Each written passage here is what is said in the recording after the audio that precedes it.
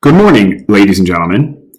Today I want to explain to you what an equation is in physics that seems complicated at the start, but really encompasses everything we've learned and ties it all into one thing. I call it the magic equation. This equation ties in velocity, acceleration, distance, time, and it puts it all in one nice, easy bundle that you can easily rearrange to solve almost all of the physics problems that we're going to be doing.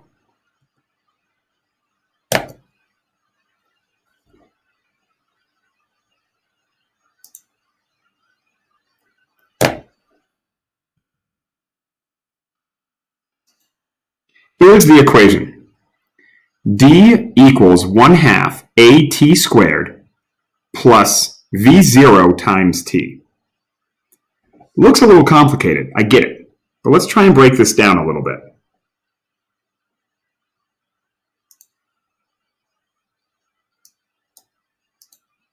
D stands for distance or displacement traveled.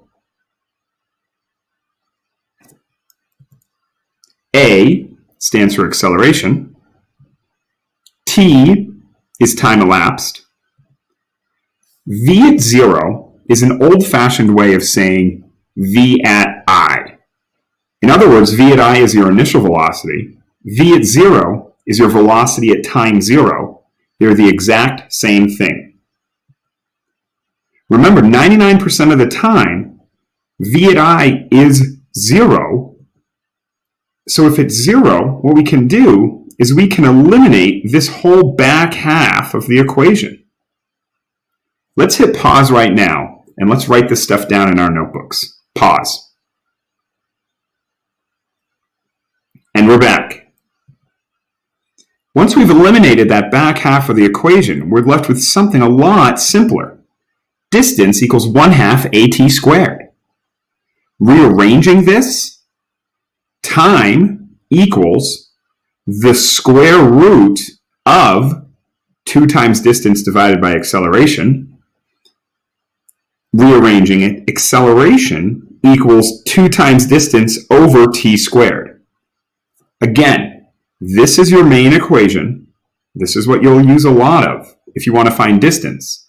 But if you want to find time or acceleration, you're going to use these equations.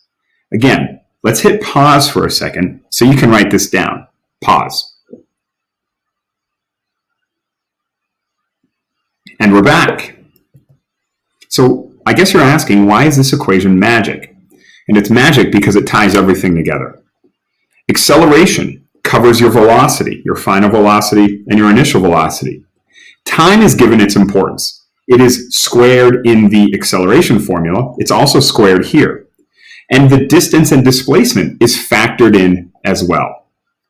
When in doubt, look at this equation. This equation is one that you can use in a lot of instances to help you figure out all of the physics problems that we're going to do. Good luck.